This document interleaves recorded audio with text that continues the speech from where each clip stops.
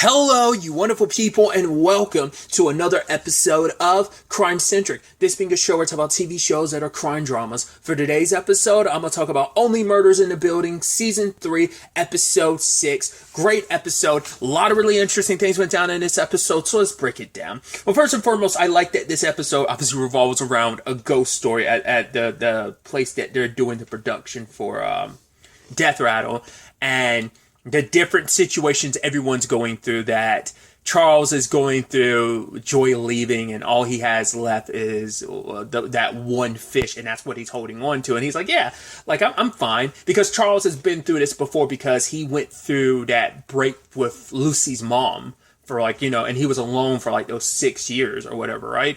And so, I believe it was, like, once again, I always forget, like, were they apart for 6 years, or was it a relationship for 6 years? I can't remember. But, like, that time frame, and he was alone, and then he found new love with Joan, and it's like, oh, well, Joan is not she's a killer. Then it's, like, still dabbling and staying in that area with Joan in season 2, but, you know, kind of breaking that off completely, and now everything between him and Joy, but now that's going kaput, so he's back to being alone. And it's like, it's almost that thing of like, right, you spent so much time alone that you really don't, it doesn't bother you anymore, because you're just like, right, this is all you've known for a while. But the moment you kind of get back in the swing of thing of having something nice in your life, and once again, Charles a little self-destructive in regards of like, he was scared. He admitted it last episode, but he didn't go about explaining everything right to Joy. That it's just like, it's a culmination, just everything going wrong and him saying the wrong thing of like, yeah, he was just scared of her seeing all his flaws. You know, it's like, you're someone who has seen all my flaws, and yet you still wanted to be with me regardless. It's that you get in your own way type of situation. You combine that with Oliver's situation of, hey, I think Loretta might be the killer, but I don't want that to be the case, because I'm selfish in two regards.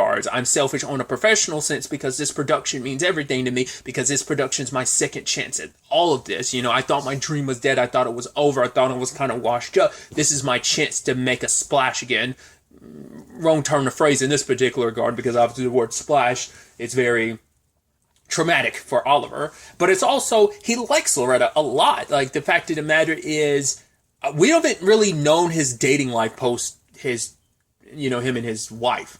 Like, we don't know, like, if he's even really had much of a dating life since. So, like, Loretta might be the first person he's kind of been with in such a long time. So him and Charles are kind of paralleling each other like that, in that regard of, like, Charles is kind of drowning in the sorrows of what was kind of lost, and Oliver's in a situation of trying to fight to prove, like, right, there's, you know, now, because now he's in the boat of the situation with Charles, where it's like, okay, your one girlfriend ended up being a killer, the second girlfriend was like a suspect, but now it's like, no, she wasn't behind this. And at the same time, all that's happening, you have Mabel being the person who's trying to solve this investigation, and the only person that's willing to really help her is Talbot, which Oliver and Charles have an issue with, because it's like, whoa, you're getting him involved in all this is kind of our thing. It's like, well, it's not really our thing. It hasn't been our thing for a while, considering you guys don't even want to really investigate. You've kind of just been putting it off. Oliver has, like, you know, a biased opinion in all of this, because he wants to push any suspicion away from his production altogether. It's like, you guys haven't really been investigating. I have. And Talbert's even offered. Yes, I've shown him, like, the murder board and the red strings, but it's like, you know. And the sad thing is, you saw that look on her face, and because you knew it was going to be an issue, considering what we already know what Oliver was keeping, like, you know, that he hadn't really brought it up to the group about the whole Loretta of it all, and we know that Charles is kind of a hot mess right now. So, but I was literally about to say Selena. Mabel is so excited. She's like, oh, it's like the three of us back together again. Because her boys, like, her and her boys are back. You know, it's like the crew is back together, but it's like you knew it was going to be a disastrous situation. I also love Howard kind of breaking down, being like, I'm the one that killed, I'm the one that ended up killing Ben, because I didn't sweep the stage. That's how you get rid of Gideon's ghost. Like, if you don't, your production's cursed. It's happened time and time again. A few times over the years, since, like, because Gideon was like 1914, there was something in, like, the when there's something in like the 40s and then there was something in the 80s, and now Ben's death is like, right, it's because he's like, I didn't sweep the stage the very specific way you're supposed to because I couldn't get to I think it's a very specific room you have to use, or maybe it's just one particular room. He couldn't get to it because KT's office was locked, which he also didn't want to interact with KT at all because he's like, yeah, she's very cruel, and her breath. It's like, you're so mean, Howard. But the four of them go to the stage to kind of investigate. And despite all that he's trying to do, Oliver's trying to slip away from everybody, even though they're supposed to kind of stay together in this regard. And Charles is such a hot mess, he ends up bringing his fish along because he doesn't want to be alone. He's like, oh, talking about the fish. It's like, yeah, you know how like depressing it's got to be and how scary and PTSD inducing it has to be that, hey, this fish saw two people walking around for a while and now all of a sudden it's seeing one. It's like, well, to be fair, you and Joy had moved in for only like a couple days at best, you know, so it's not that. But once again, he's making excuses because what he's putting on, was it Captain McGinsley? Is that the fish's name? Like, what he's putting on the fish is, you know, once again, he's just projecting, obviously, so.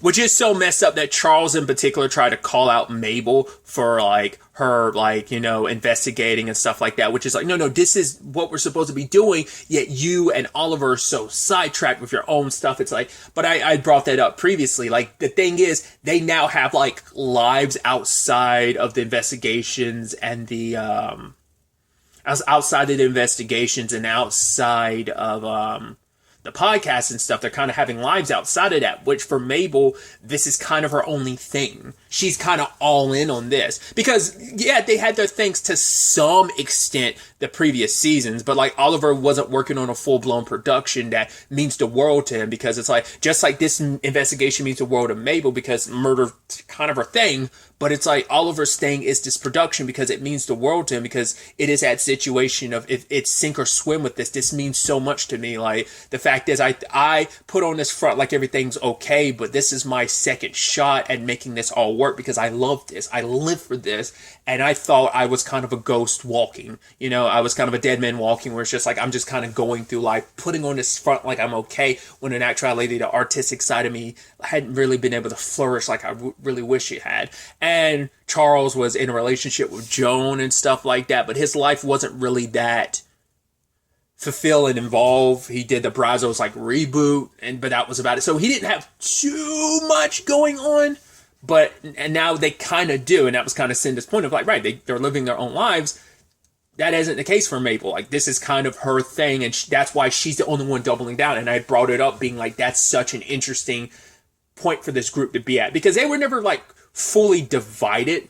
I mean, especially at this point in the show, like, they're really tight-knit group, but the problem is they slowly, I think, pull apart, especially in between that year or so time frame between like season 2 and now. Like, they already pull, and now it's like, it's hard to kind of gel back together when they've kind of been doing their separate thing. Like, yeah, they still meet up, they're still friends and stuff outside of the podcast and the investigations, but I think for Mabel, she kind of starts feeling like, is that the only thing that brings us together? You know, it's like, yeah, we have our like our tit for tat of like, oh yeah, you make some old reference I don't really get, I'm the young blood in this old group, but it's like, she's kind of an old soul at heart, but it's like, we gel well together. But I think maybe now Mabel's starting to wonder, has things run its course? Like, the only thing that brought us together is the investigation, and even that's not the case anymore, because you guys, I mean, once again, they had like, well, I was about to say like, they have invested in investment in like the first 2 cases, because once again, Mabel was accused for the second one, so that put them even more directly involved. But obviously this one as well, because it's Ben and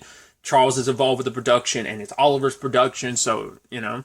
Because the thing too is, they don't know how much Ben, because I think we as the audience are the only ones who know how much Ben meant to Mabel. That's why she's so invested in this. I don't think that story about, what that what TV show is a part of meant to her, only we as the audience know, and she shared it with like a figment of her imagination in the form of Ben. So no one else knows like, right, why this means so much to Mabel, you know?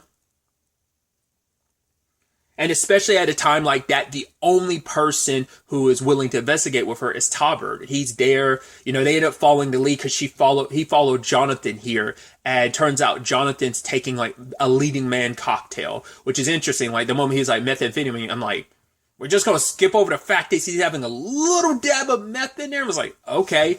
But it's like, yes, let's not let Howard know because obviously this means a lot to Howard and Jonathan does. Because Jonathan never wanted to replace Ben, because it's like, oh, I'm doing this just because it means a lot to Howard, but I don't want to be the leading man. That is a lot of pressure because it's all on his shoulders. Like, you know, when you're like the lead in something like that, it's like you have to kind of you set the tone, you set the energy for the production, you set the stage, and if you fumble, like it kind of puts the production on the wrong foot, and it's like that is a lot of pressure for anyone to be under.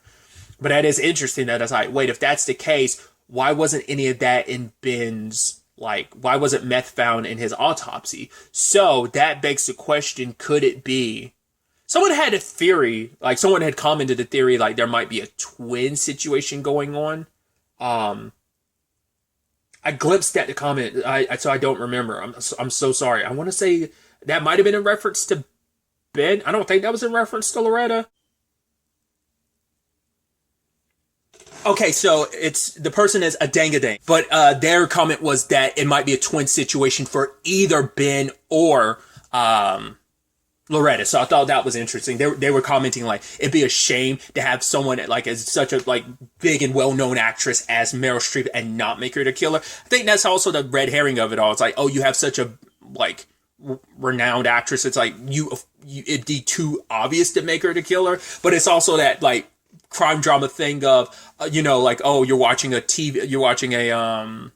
like a Law and Order or something. It's like, oh, who's like the biggest name celebrity in this episode? There's a pretty good chance they might be the killer. Not always the case, you know, but they're at very least a key part of the investigation. So it's kind of a similar thing in that regard, I would assume. But either way, so that could be a possibility because that could be why, like, for example, in Ben's case, why there was no meth, because it could be like, oh, he had a twin that died. It could be a secret twin that no one knew about. So the twin could be the one that died, and maybe Ben actually, well, because maybe that's the thing of one of the twins took it. The one that took the meth isn't the one that died. The one that was clean is the one that died. So, I mean, that could always be a situation, too, of like, not unless one of the twins is the one who faked their death at the beginning, and then the one that showed up was the one that has the meth in their system. And no, because the one with meth in their system is the one that probably faked their death. Then the one that didn't have meth in their system is the one that showed up and then died again at the Arcadia. So that feels like that might be the case. So I'm agreeing with that person. I'm gonna like if that theory track, once again, they was feeling like it's being set up to be like a twin situation. If that's the case, I'm leaning more Ben than Loretta, or maybe it is a case of maybe that's why Ben and Loretta kind of, maybe there was some connection deeper there because they both were I don't know. I'm just spitballing that. Once again, I want to give a dang their credit, like them being the ones suggesting the twin thing. It never even crossed my mind to think, but that is a very classic like mystery thing of like, the soap opera thing of like, the cliche stereotype of, oh, it was my evil twin type of situation. So it feels like this could be this is the type of like meta show to do something like that. And them even joking like, oh, isn't that a little played out, a little soap opera, a little cliche, so I could see the show kind of going down that route. So there's that. Especially when you bring up the fact is that, I mean, Loretta does seem like she is very sweet and kind, but I mean, we obviously know she has a lot of a very complicated relationship with her career. So she could have a chip on her shoulder because we learned that, oh, she's kind of got a mean streak in her based on like Oliver ended up running into a buddy of his, Jerry, who was like the director for this production or whatever, but ended up getting fired, I think, by KT. But then like he's been living here because he kind of got pushed out by his SO Marshall. So he's been staying here the entire time. He's the one that scared the crap out of Howard. Which I love. Howard was like, "Are you getting gooseberry?" He's like, yeah, sure. I'm like, Howard, come on, that's so obvious. That's someone screwing with you. Just going like, yeah. I'm Gideon Gooseberry. Ooh, I was like, I love that bit. So, but Oliver learns the truth about like, right, okay, so apparently Ben took the whole like Theodore razzing a little too far with Loretta, and she got in his face, called him a fucking pig, and that's when Charles showed up, which we only found out last episode, which is so interesting because it's like, why didn't Charles tell anyone that? Which obviously that pissed off Joy even more because it's like, you want to suspect me and you're actually the one that punched Ben in the face. He came to me in the first place because you punched him. It's like, yeah, it probably could have put two and two together about like the red. Well, I don't know if Mabel had talked about, well, yeah, because Mabel was like, yeah, he went to someone to cover up a red mark. It's like, well, yeah, you should have put two and two together, but I guess he was drowning in his own stuff with the whole white room of it all situation that episode, but either way. And that's the thing for Oliver. It's like there's so many secret things that have been kind of going on in this production that he wasn't aware of. It's like, right, the stuff with Charles, Ben, and Loretta. It's like your actors are kind of going at each other's throats. You didn't really even know about that, about like fighting and attacking each other. Then he's also, because that's a double whammy for Oliver, because it's like, right, Charles is his buddy. Like, the way he kind of, like, puts him down sometimes, but it's like, yeah, that's kind of like our thing. Like, we razz each other. But it's like, yeah, not only are you part of this production, I wasn't aware of all of that, but you're also my buddy, and I didn't even know about that. But Charles' justification for it's like, right, that's your girlfriend. Like, he knew at the time, like, they hadn't dated at that point in time, but he already knew how,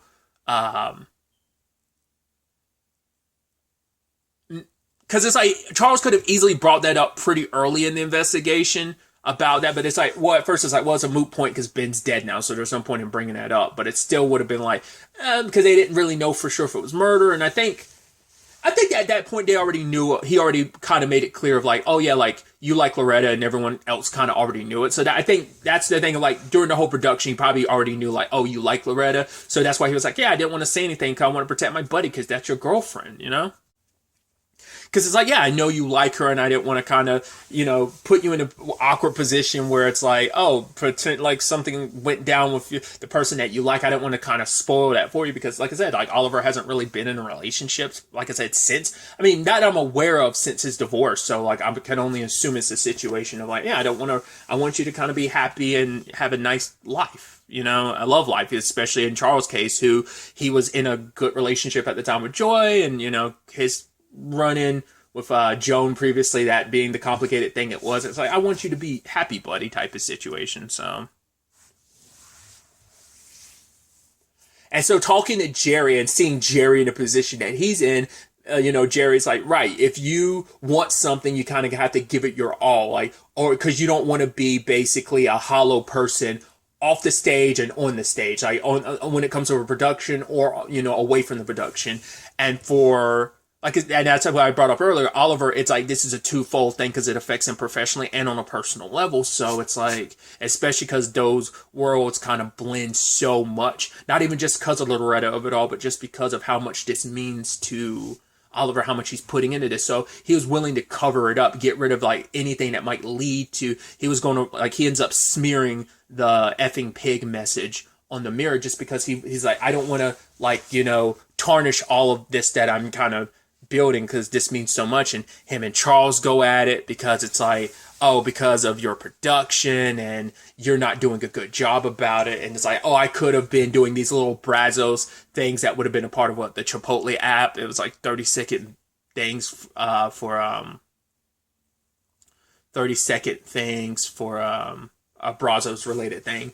But now it's like, oh, Charles felt so abandoned in his time, and it's like, you were gone for 20 minutes, homie. It wasn't even like you were gone that long. You act like it was hours and you were forgotten. It's like, oh, is SNL still on? Which I thought that was kind of a nice bit. But the fact is that it's just, all of this is grating on Mabel. It's like, I'm the only one who wants to do an investigation. Charles, you are so caught up in your own BS, but you're also hiding stuff from me. Oliver, you're so caught up in your BS, you won't investigate this, and you're so caught up in neither one of you is doing your job. And it's like, Cinda was right. I thought that we could be a team, but it's like, right, I'm the only one. And she's like, you guys are just grating. You're like on my last nerves. Like, I think there's a lot of stuff that she has issues with, but she was like, oh, it's charming. My old dudes, they're like quirks. But now you add on top of it, like, okay, now all of this, and you're not investigating, and you're keeping secrets from me. It's like, things that are key parts of the investigation is like, screw it. If you're not going to be a part of it, I'm going to figure it out on my own. So I figured that Cinda of it all would come back around where it's like, right,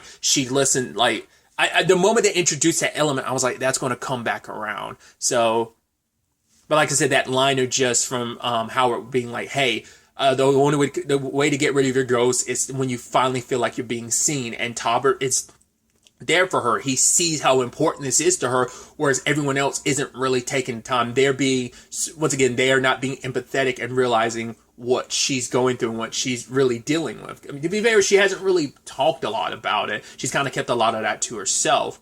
I'm sure she's going to end up talking to Talbot more about it. I mean, she already kind of has it more than she has with Oliver and Charles, despite them being her buds.